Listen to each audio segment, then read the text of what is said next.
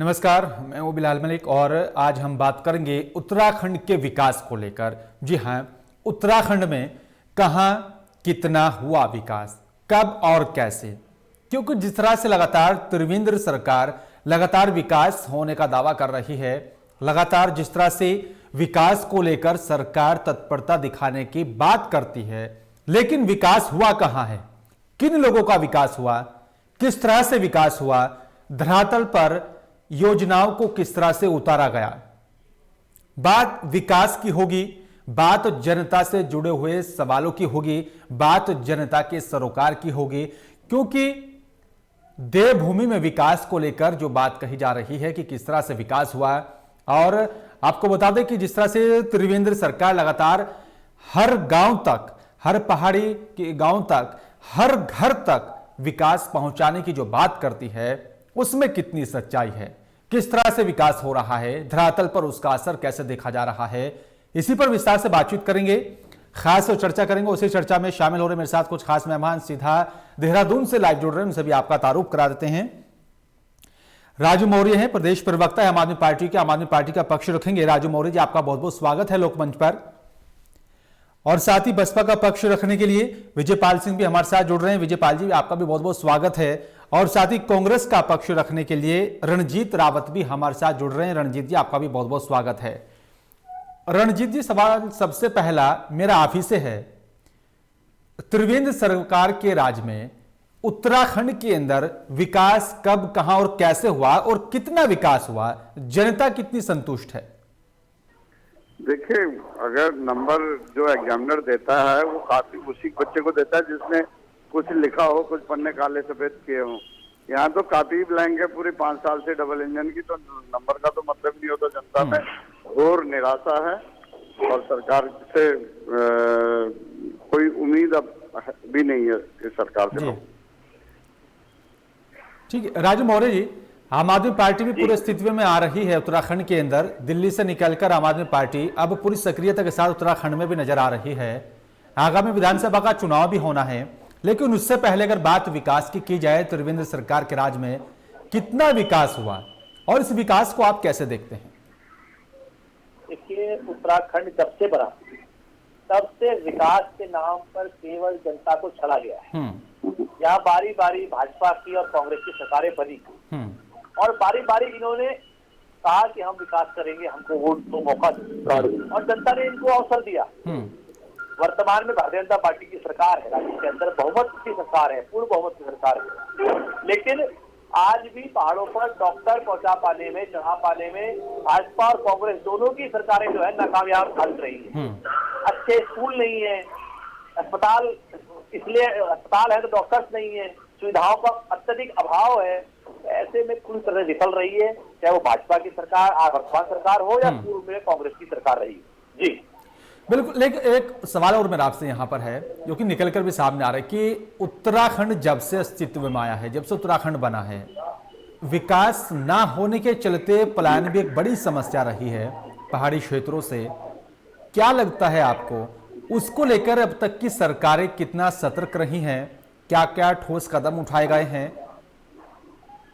देखिए बिलाल जी, मैं बताना चाहूंगा कि भाजपा और कांग्रेस दोनों राज्य विरोधी दल रहे, इसीलिए सबसे पहले तो इन्होंने षड्यंत्र करके राजधानी को देहरादून में बना दिया और इनके नेता बसे हुए हैं देहरादून में। देहरादून में बैठकर पहाड़ों का विकास कैसे करेंगे ये लोग? पहाड़ की राजधानी पहाड़ में होनी चाहिए। अब गैरसैंण में भवन तो बन गया, लेकिन ना वहाँ विधायक रहने को तैयार है, ना अधिकारी जाने को तैयार है। इनका छलने के अलावा और कुछ नहीं हो पा रहा है भाजपा कांग्रेस दोनों द्वारा। अब जब पहाड़ों के अंदर से लगातार पलायन हो रहा है, पहाड़ों के अंदर के जो युवा हैं वो दूसरे राज्यों में काम करने के लिए जा रहे हैं, हमारी सरकारें जो है वहाँ पर रोजगार मुहैया नहीं करा पा रही है। इतने संसाधन है हमारे पास, टूरिज्म इतना है हमारे पास, पानी हमारे पास बहुत है, इसके बावजूद भी हमारा युवा दूसरे राज्यों में जाकर के छोटी मोटी नौकरियां करने पर मजबूर है। तो सीधा सीधा इस तक दोषारोपण है वो सीधा भाजपा और कांग्रेस पर जाता है। इन दोनों ने मिलकर के हमारे राज्य को तबाह कर दिया, बर्बाद कर दिया। एक बड़ा अहम सवाल है, क्योंकि विकास और रोजगार को लेकर जो है समस्या तो रही है।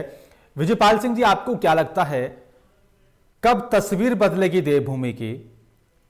एक लंबा वक्त बीत चुका है जब से उत्तराखंड अस्तित्व में आया, लेकिन हालात नहीं बदले हैं।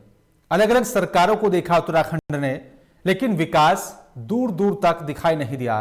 पहाड़ों तक विकास नहीं पहुंचा, रोजगार जो है नहीं पहुंचा। क्या लगता है आपको, जनता की जो उम्मीदें रहती हैं सरकार से, उन पर खरा कब उतरेंगी सरकारें? बहुत ही महत्वपूर्ण प्रश्न उठाया।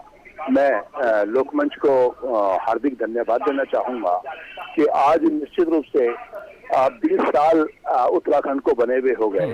अगर मेरा बच्चा 2000 में उसने जन्म लिया हो तो आज वो 20 साल का उम्र हो करके वो आज निश्चित रूप से नौकरी की या रोजगार की लाइन में खड़ा हुआ दिखाई दे रहा है। और वो ऐसा बच्चा जिसे सिवाय उत्तराखंड में अंधकार के कुछ विशेष दिखाई नहीं दे रहा हूँ। मैं उसका मूल कारण आपको बताना चाहूंगा कि ये जो है ये प्लानिंग का बहुत बड़ा गलत हिस्सा रहा है। निश्चित रूप से एक विकास पुरुष के नाम पर मैं उसे राजनीति के दायरे में या राजनीति के चश्मे से नहीं देखना चाहता हूँ। इसमें एक जो माननीय नारायण दत्त तिवारी जी थे, उन्होंने एक प्रयास किया था और एक अच्छा औद्योगिक वातावरण उत्तराखंड में बना। लेकिन उससे पहले और उसके बाद की जो सरकारें रही हैं, उन्होंने निश्चित रूप से उस बने हुए खाके का मतलब सत्यानाश मारने का कार्य किया है। और इसमें महत्वपूर्ण भूमिका आप देखेंगे कि 2014 से केंद्र सरकार की रही है। बार बार ये बात प्रचारित करते रहे कि ये डबल इंजन की सरकार है, ट्रिपल इंजन की सरकार है। और आज वास्तव में इसका सबसे बड़ा उदाहरण मैं आपको बताना चाहता हूँ कि देखिए, जब हम विकास की बात करते हैं तो हम औद्योगिक विकास की बात नहीं करते, सिर्फ हम बात करते हैं सामाजिक विकास की, हम बात करते हैं चिकित्सा विकास की, हम बात करते हैं शिक्षा विकास की, हम बात करते हैं जो हमारी शहरी सुविधाएं हैं वो कितनी मतलब जो है संपन्न हो पाई हैं। आज उत्तराखंड 2021 के कुंभ के आयोजन के लिए अपने आप को तैयार करके खड़ा हुआ है। और आपको आश्चर्य होगा कि मैं आपको निश्चित ये बात बताना चाहता हूं कि आगामी जून तक भी उत्तराखंड में हरिद्वार शहर कुंभ को आयोजित करने के लिए तैयार नहीं कर पाया अपने आप को। और माननीय मुख्यमंत्री बार बार इस बात को, केंद्र सरकार बार बार इस बात को बार बार प्रचारित कर रही है, हम कुंभ के लिए तैयार हैं, कुंभ के लिए तैयार हैं। आप देखेंगे कि एक सिंगल रोड जो पूरे उत्तराखंड को कनेक्ट करती है हरिद्वार से, आज तक उस रोड को ही क्लियर नहीं कर पाए। पिछले 12 साल, 1 दर्जन वर्ष हो गए हैं इनकी तैयारी करते हुए। जहां दिल्ली में अन्य स्थानों पर 48 आवर्स में फ्लाईओवर बन जाता है, और यहाँ पर स्थिति यह है कि पिछले 12 साल में ये हर की पैड़ी पे बॉटल नेक टूट नहीं पाई है। और बाहर से आने वाला यात्री अपने बच्चों समेत पिघल जाता है भीड़ में खड़ा खड़ा। तो अगर इसको हम विकास कहना चाहेंगे तो मैं आपको और क्या कहूंगा। आपको सबसे बड़ा जो दुर्भाग्य का एक चीज मैं बताना चाहता हूँ कि जब हम कुंभ की बात करते हैं तो यहाँ पर अगर एक्सीडेंट हो जाए तो एक पूरे शहर में ट्रॉमा सेंटर नहीं है। यानी उस व्यक्ति को ले जाने के लिए सड़क के मार्ग से आपको ऋषिकेश ले जाना पड़ेगा, और ऋषिकेश ले जाने के लिए जब भीड़ का वातावरण होता है तो उस समय कम से कम बिल्कुल विजयपाल जी, यानी का ये माना जाए कि मूलभूत सुविधाएं जो है उनसे मैदानी इलाके भी दूर हैं। विकास को लेकर जो है देख रहे हैं कि आखिरकार विकास कब होगा। रणजीत रावत जी, आप भी अछूते नहीं हैं।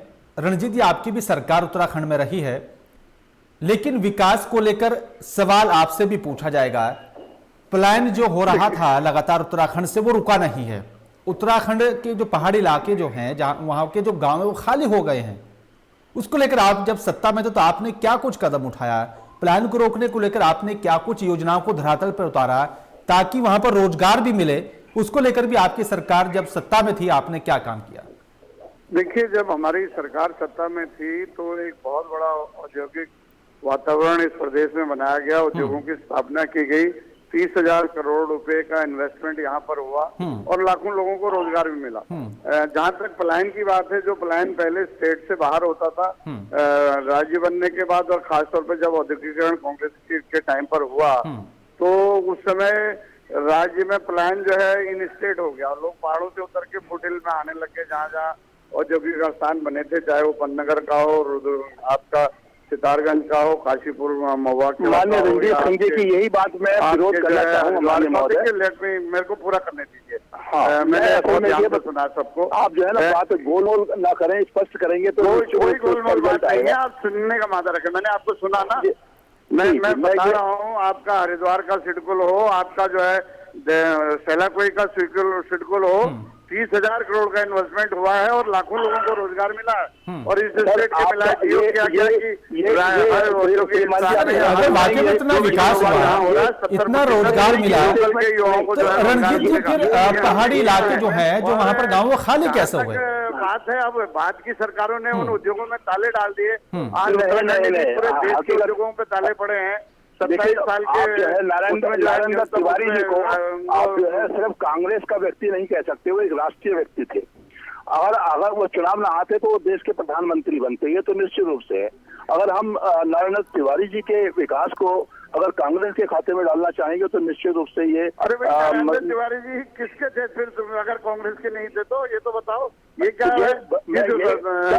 अरे सर, किसी ने कर दिया, अगर कांग्रेस अगर किसी ने गलत कर दिया, रंजीत सिंह जी यही बात हो गई। रंजीत सिंह यही जो आदमी कांग्रेस में, ये मैं बताना चाहता हूँ, आपके बाद के जो कांग्रेस के जो मुख्यमंत्री रहे हैं, चाहे विजय बहुगुणा जी रहे हो, चाहे हरीश रावत जी रहे हो, अब अगर कांग्रेस ही विकास करती होती तो आज जो है उत्तराखंड को ये दूरबीन न देखने पड़ते। आज भारतीय जनता पार्टी जो भ्रष्टाचार की छतरी बनकर के हमारे सामने खड़े हुई है। ठीक है सर, ठीक है विजयपाल जी, जिम्मेदार जो है विजयपाल जी, जो पार्टियां सत्ता में होंगी जो विकास करेंगी, अगली बार जो है जनता मौका उन्हीं को देगी। ठीक है सर, ठीक है रणजीत जी, ठीक है सर, रणजीत जी, ठीक है सर, आप सत्ता में थे तब आपने कितना विकास किया, कहीं ना कहीं कुछ तो कमियां रही होंगी, ताकि जनता ने बदलाव देखने की यहाँ पर कोशिश की और बीजेपी को समर्थन दिया। ठीक है विजयपाल जी, रणजीत जी, ठीक है।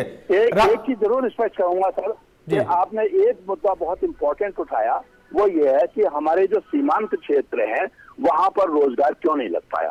आप देखो, बड़ी सिंपल बात है कि बाहर जो हैवी इंडस्ट्री वाला व्यक्ति है वो पहाड़ पर जाकर के इंडस्ट्री लगाएगा या प्लेन में लगाएगा। आप जो इनवर्ड कास्ट है, आपका जो रॉ मटेरियल का जो बाजार है वो भी प्लेन दिल्ली में है, जो उसका मतलब जो उसका जो सेल करने वाला है, जहाँ पे वो माल बिकेगा वो भी दिल्ली में है। ऐसी स्थिति में ट्रांसपोर्टेशन कार्ड अगर मैं उसे टिहरी में लगाना चाहूंगा, अगर मैं उसे चमोली में लगाना चाहूंगा इंडस्ट्री को, तो निश्चित रूप से मैं नुकसान में रहूंगा। और ये बड़ी कॉमन चीज है, लेकिन हमने इंडस्ट्री चुनने में गलती की। आप देखेंगे पूरा हिंदुस्तान, अगर आज जो है हम हैंडीक्राफ्ट की बात करें तो पूरे विश्व में इसकी एक बहुत बड़ी आय है। फैशन डिजाइनिंग की बात करें हम, उसकी बहुत बड़ी आय है, और इसके लिए हैवी इंडस्ट्री की जरूरत नहीं होती है। एक पहाड़ पे व्यक्ति, एक गांव में व्यक्ति बैठा होकर के बेहतरीन से बेहतरीन हैंडीक्राफ्ट का इजाद कर सकता है। हमने उस क्षेत्र में बिल्कुल भी काम नहीं किया, हमने लोगों को ट्रेंड नहीं किया, हमने उन लोगों को एक्सपोर्ट काउंसिल, एक यहाँ पे बड़े आश्चर्य की बात मैं बताऊंगा कि यहाँ पर एक एक्सपोर्ट डेवलपमेंट काउंसिल थी यहाँ पर, जो फॉरेन ट्रेड डेवलपमेंट, उसके जो कमिश्नर महोदय उनको भी यहाँ से विड्रॉ कर लिया गया। इससे ज्यादा दुर्भाग्य की बात और क्या हो। ठीक है सर, जनता बदलाव चाहती है और जो भी सत्ता पर जो है काबिज पार्टियां हैं, जिन भी जो है पार्टियों की सत्ता में सरकार है, अगर वो विकास नहीं करेंगी, रोजगार मुहैया नहीं करेंगे, तो जनता जनार्दन होती है, वो अपने वोट के माध्यम से उसका जवाब देंगी। राजू मौर्य जी, आपने उत्तराखंड को बड़े करीब से देखा है, 20 साल हो गए करीब अपने अस्तित्व में जब से उत्तराखंड आया है। कितना बदला उत्तराखंड, कितना विकास हुआ, कितना रोजगार दिया गया युवाओं को, और पहाड़ी क्षेत्रों के लिए क्या कुछ खास योजनाएं धरातल पर उतारी गई हैं? जी, मैं पहले रणजीत रावत जी का एक बात का एक जवाब देना चाहूंगा। पहाड़ों पर जो यूनिट्स हैं, फैक्ट्रीज है, वो नहीं लग सकती हैं, उनकी लागत बढ़ जाएगी, जिस कारण से लोग लगाते हैं। मैं आपको बताना चाहूंगा, देवप्रयाग, देखिए ये मैंने ये बात नहीं कही थी, गलत आप कोट कर रहे हैं। चलिए पहाड़ों में जो भी नहीं लग सकती या उसका लागत चाहिए, मैंने नहीं कहा। और ना मैंने तो समय तक औद्योगिक स्थान बनाया, वो जब कंप्लीट हो रहा था तो ये सरकार चेंज होगी, वो लग पाया। जी, मैं बात कंप्लीट करता हूँ अपनी। डडवा भंडाली में हमने शराब फैक्ट्री का विरोध किया था। कांग्रेस की सरकार थी उस वक्त, और वर्तमान सरकार ने उस काम को पूरा किया। जब पहाड़ पर शराब की फैक्ट्री लग सकती है तो अन्य उद्योग क्यों नहीं लग सकते? अब क्योंकि वहां पर भाजपा और कांग्रेस की इच्छा शक्ति थी कि भाई देव नगरी में, देव स्थली पर शराब की फैक्ट्री लगा दे, तो लगा दी, लेकिन कपड़े की फैक्ट्री वहां नहीं लग सकती, वहां अन्य उद्योग नहीं लग सकते। ये सोच का खाली फर्क है। रही उत्तराखंड में हुए विकास की बात, ये 20 वर्ष हो गए, इन 20 वर्षों के अंदर पहाड़ों में एक भी हाई सेंटर अस्पताल, मैं स्पष्ट रूप से कह रहा हूं, पूरे पर्वतीय क्षेत्र में एक भी हाई सेंटर हॉस्पिटल नहीं है। मैं बस्तड़ी की बताता हूँ आपको, पिथौरागढ़ की। 2016 में आपदा आई, हम गए यहाँ से, हमें 3 दिन लग गए पहुंचने में। वहां पर एक डॉक्टर की डेथ इसलिए हो गई कि उनके हाथ से खून बह रहा था, उनको समय पर ट्रीटमेंट नहीं मिल पाया। एक छोटे सा आर्मी का एक वहां पे छोटा सा हॉस्पिटल था जहाँ पे कोई भी सुविधा नहीं थी, और एयर एम्बुलेंस की सुविधा भी नहीं थी, जिससे कि लोगों को हल्द्वानी ला करके सुशीला तिवारी अस्पताल में जाकर उनको ट्रीटमेंट दिया जा सके, ये सुविधा भी नहीं थी। तो पहाड़ों पर भाजपा कांग्रेस के जो विकास है ना, वो केवल अपने लिए चढ़ाया। गलत कोड मत कीजिए। श्रीनगर में मेडिकल कॉलेज है और उस कॉलेज से पढ़े हुए श्रीनगर पहाड़ नहीं है, जबरदस्त सेवाएं दे रहे हैं। श्रीनगर पहाड़ नहीं है, अल्मोड़े में मेडिकल कॉलेज है, और जिस पिथौरागढ़ की आप बात कर रहे हैं वहाँ भी हम मेडिकल कॉलेज स्वीकृत और उसका काम शुरू करके गए। अरे मान्यवर, 20 साल में पीढ़ी बीत जाती है, आप 20 साल में अस्पताल नहीं बना पा रहे हैं। आपको क्या लगता है 20 साल में उत्तराखंड में कुछ हुआ ही नहीं? आप जब दिल्ली से पहले चलते थे और आज आ रहे हैं तो कुछ नहीं दिख रहा उत्तराखंड में। सड़कों के अलावा क्या बना बताइए ना? अरे आप गाँव तक रोडें पहुंची है, बिजली पहुंची है। लेकिन रणजीत जी अगर वाकई में विकास हुआ है, अगर वाकई में रोजगार मुहैया कराए तो पलायन भी एक बड़ी संख्या में हुआ है। रणजीत जी, ये नहीं, आप नकारात्मक मत करिए। तो एक रणजीत जी, गिलास में आधा गिलास भरा होता है तो सकारात्मक सोच वाला ठीक है सर, ठीक है सर। लेकिन रणजीत जी, आधा खाली उत्तराखंड के जो पहाड़ी इलाके हैं, जो वहाँ पर गांव है, पर ये कहना गांव के गांव खाली हो चुके हैं, पलायन लोग कर रहे हैं सर, कर लेना जैसा है। ठीक है सर। मान्यवर,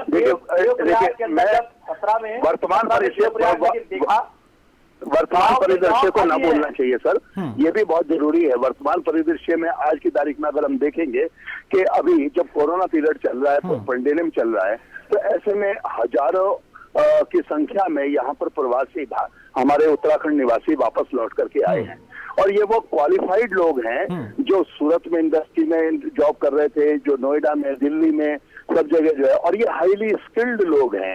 आप देखेंगे कि ये ट्रिपल इंजन की सरकार ने उन हाईली स्किल्ड लोगों के लिए कोई योजना नहीं बनाई, एक सिंगल भी खाका नहीं खींचा गया है। हमने बार बार यहाँ से हरिद्वार से कहा कि या तो आप कुमायूं क्षेत्र में कोई टेक्सटाइल पार्क खोल दिए या गढ़वाल क्षेत्र में खोल दीजिए। आज तक एक भी टेक्सटाइल पार्क धरातल पर नहीं उतर पाया है। क्यों नहीं? आप ये देखेंगे कि जो टेक्सटाइल क्षेत्र है, ये मतलब बता दूं, जसपुर में एक टेक्सटाइल पार्क ऑलरेडी मैं यही बताना चाह रहा हूँ सर, वो जो आपने कर लीजिए जसपुर में।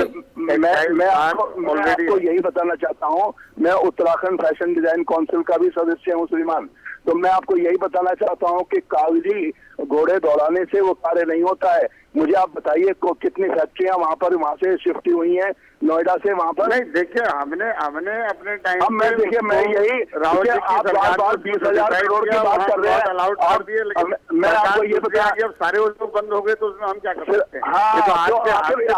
ठीक है सर, ठीक है विजयपाल जी। आप जो है राजनीतिक दृष्टि से अगर गलत जगह का चुनाव करेंगे, राजनीतिक दृष्टि से, अभी आप राजनीतिक दृष्टि से यहाँ की राजधानी को रणजीत जी जाना चाहते हैं। ठीक है सर, आपकी सरकार ने काफी अच्छा काम किया है, कोई दो राय नहीं है उसमें, लेकिन रणजीत जी एक बड़ा अहम सवाल है, उत्तराखंड के जो पहाड़ी इलाके हैं, जो वहां पर गांव हैं, क्या आपको नहीं लगता कि वहां से बड़ी संख्या में लोगों ने रोजगार ना मिलने के चलते प्लान किया है, मूलभूत सुविधाएं ना होने के चलते प्लान किया है? आप इस बात को मानते या नहीं? देखिए, मैं एक चीज मैं आप सबका ध्यान आकर्षित करना चाहूंगा। मैं स्वयं पहाड़ में रहता हूँ, पहाड़ में पैदा हुआ हूँ, और हमने कोशिश भी की है पहाड़ में सब कुछ करने की।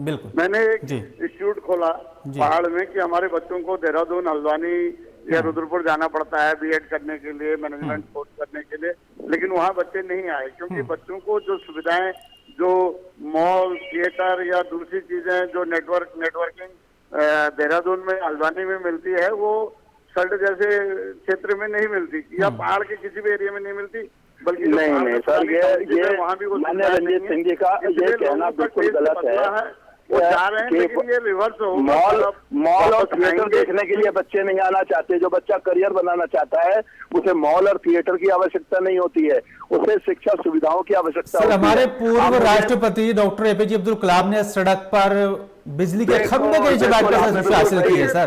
बिल्कुल सही पॉइंट आउट किया आपने, तो मैं उसको नकार नहीं रहा, लेकिन आज के जो बच्चे हैं, जो पीढ़ी है, उनके टेस्ट को तो देखिए आप। अरे नहीं सर, आप ठीक है सर, अपनी नाकामियों को सर अपनी नाकामियों को दूसरी पार्टियों पर नहीं डालेंगे हम लोग। अगर विकास नहीं है, हमारी मेहनत और हमारी सोच की वजह से आज भी जो है, जो देश में आपको दिख रहा है, चाहे वो शहरों में ही दिख रहा हो, वो सब हमारी मेहनत का फल है। ठीक है सर, ये कमाई को जरूर आज एक शब्दों फकीर जो है बेचने पर लगा हुआ। ठीक है सर, ठीक है सर, ठीक है रंजीत जी। आज भारतीय जनता पार्टी की सरकार घोषणा कर रही है, हमने 20 लाख करोड़ रुपए इन्वेस्ट कर दिए। अब इन पूरे देश में 20 आदमी नहीं दिखाई दिए सिवाय अंबानी और अडानी के, कि जो लोग ये कह सके कि इस 20 लाख करोड़ का हमें कोई लाभ मिला हो। इसी तरह की घोषणाएं अगर माननीय रंजीत सिंह जी भी करना चाह रहे हो कांग्रेस की तरफ से, तो मैं आपको घोषणा की बात नहीं कर रहा, मैं तो जो काम किए हैं ठीक है सर, ठीक है विजयपाल जी, ठीक है विजयपाल जी, रंजीत जी, ठीक है सर, ठीक है सर। अगर वाकई में आप अच्छा काम किया है आपकी सरकार ने, तो फिर सरकार ने जरूर कहूंगा आपको, ठीक है सर, आपने वास्तव में किया है और मैं आपको उसके लिए मतलब जो है साधुवाद दूं या क्या दूं। आपको एक चीज आश्चर्य होगी कि आपने वजीफे बांटे हैं, आपने करोड़ों रुपए के वजीफे बांटे हैं और वो फर्जी वजीफे बांटे थे, आज उसकी जांच चल रही है। ठीक है विजयपाल जी, ठीक है विजयपाल जी, मैं लौटूंगा आपके पास। ठीक है सर, ठीक है विजयपाल जी। राजू मौर्य जी, आपके पास सब नया क्या होगा? और आम आदमी पार्टी उत्तराखंड के जो पहाड़ी इलाके हैं, जो वहां पर गांव हैं, जो प्लान लोग कर रहे हैं उसको रोकने को लेकर, वहां पर रोजगार मुहैया कराने को लेकर, शिक्षाओं को लेकर या फिर मूलभूत सुविधाओं को लेकर आपके पास क्या होगा सर? देखिए, सबसे पहले तो उत्तराखंड के जो गांव जी, जो दूरस्थ क्षेत्र हैं, वहां पर अच्छी चिकित्सा सुविधाएं और अच्छे स्कूल पहुंचाना हमारी प्राथमिकता है। जब एक डॉक्टर पहाड़ पर जो अस्पताल है उससे इसलिए नहीं रहता है क्योंकि उसके बच्चों के पढ़ने के लिए वहाँ अच्छा स्कूल नहीं है। उसको जो घर दिया जाता है वो भी ऐसी जगह दिया जाता है जहाँ के आसपास कोई सुविधा नहीं होती है।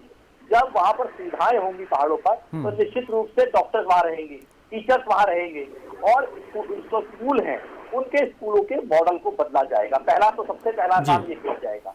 और उसके बाद जो दूसरी महत्वपूर्ण चीज है वो ये है कि पहाड़ों पर जो हमारा औद्योगिक ढांचा है उसको ठीक किया जाएगा, क्योंकि पहाड़ों पर जो पहाड़ हमारे हैं वो सारे बंजर हो रहे हैं।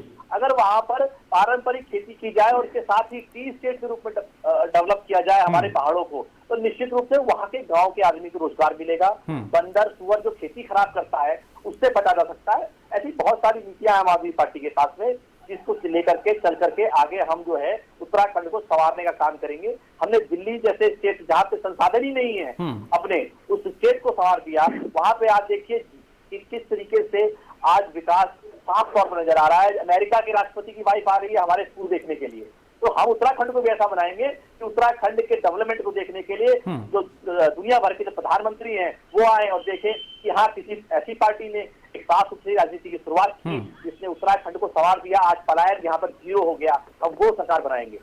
लेकिन राजू मौर्य, बड़ा अहम सवाल है।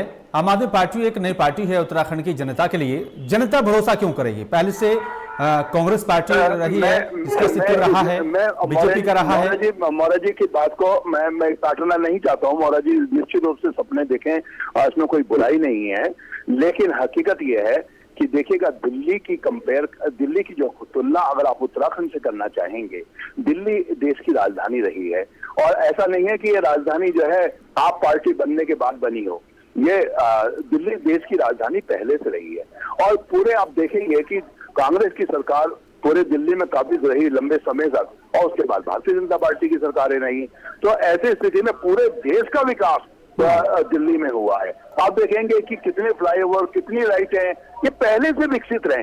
अगर हम दिल्ली को कहें कि ये विकसित राज्य है, आज आप उत्तराखंड की बात करना चाहें तो मान्यवर फ्लाईओवर और सड़कें खूब बना दी। फ्लाईओवर और सड़कों की बात नहीं कर रहा हूँ मैं, मूलभूत सुविधाओं की बात कर रहा हूँ मैं मूलभूत सुविधाओं में फ्लाईओवर, सड़कें मैं पहली बात की बात कर रहा हूँ मैं वो बात कर रहा हूँ जो पहाड़ बंजर हो गए। देखिए हमें कुछ लगता है, आप भी पहाड़ के रहने वाले हैं, हमारे पहाड़ बंजर हो रहे हैं, वहाँ पे रोजगार कैसे पैदा किया जाए ये विषय होना चाहिए।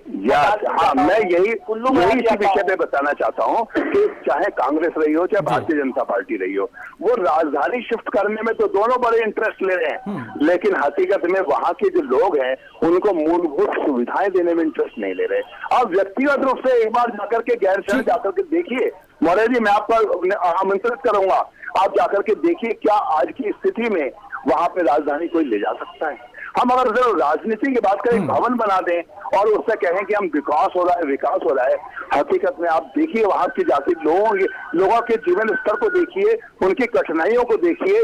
और हम जब हम मूलभूत सुविधाओं की बातें करते हैं तो हम 4 सड़कों की बातें करते हैं जो हरिद्वार और देहरादून को बॉर्डर से जोड़ती हैं। वो 4 सड़कें जो है हमारी भारतीय सेना की रणनीतिक नीति का हिस्सा है। ठीक है विजयपाल जी, सर माफी चाहूंगा, वक्त मेरे पास कम है। ठीक है सर, उसको हम विकास के आंकड़े में ना जोड़े। ठीक है सर, ठीक है विजयपाल जी, करते हैं तो गली गली मोहल्ले ठीक है सर, कितना विकास। ठीक है सर, जनता जनार्दन है और उसका जवाब वो देगी। वक्त कम है मेरे पास।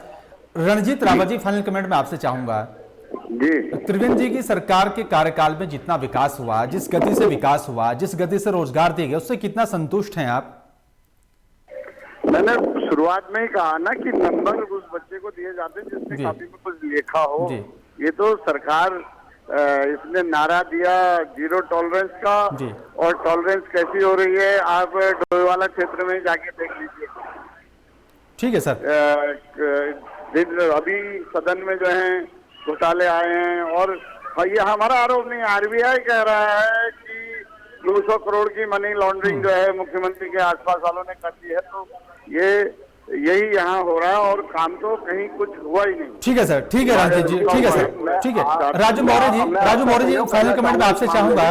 राजू मौर्य जी, आने वाला जो कल होगा उत्तराखंड के लिए वो कैसे होगा, क्या होगा और क्या कुछ उम्मीदें की जाए? देखिए उत्तराखंड का भविष्य एक बहुत सुंदर भविष्य होगा जी, और निश्चित रूप से जनता मन बना चुकी है कि यहाँ पर परिवर्तन होना चाहिए। एक बार जब यह परिवर्तन आएगा भाजपा और कांग्रेस से हट करके, तो निश्चित रूप से जो शहीदों के सपने हैं उस सपनों को साकार होने में देरी नहीं लगेगी। उत्तराखंड संवरेगा और पूरी दुनिया ही नहीं, पूरी भारत नहीं, पूरे विश्व के आगे एक उदाहरण प्रस्तुत होगा, एक सुंदर और शिक्षित और रोजगार युक्त उत्तराखंड। ठीक है सर, ठीक है सर, ठीक है राजू मौर्य जी। विजयपाल जी, आपसे भी मैं फाइनल कमेंट में चाहूंगा। विजयपाल जी, जनता किस तरह से विकास चाहती है और वो विकास कौन सी पार्टी और किस तरह से देगी? Sir final comment sir. मैं इसमें एक ईमानदार प्रयास की जरूर मतलब गुजारिश करूंगा सभी लोगों से, क्योंकि आप देखेंगे कि उत्तराखंड वो क्षमतावान स्टेट है जो हिंदुस्तान में सबसे ज्यादा गोल्डन बॉल के नाम से कहलाता है। आज हमारे पास इतनी अभूतपूर्व क्षमताएं हैं उन्नति करने की और मतलब विकास करने की, जिसकी हम स्थानीय नहीं थे।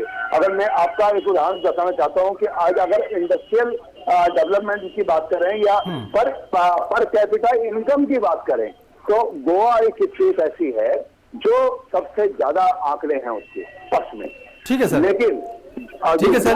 विजयपाल जी माफी चाहूंगा, वक्त कम है मेरे पास। विजयपाल जी माफी चाहूंगा, वक्त कम है मेरे पास।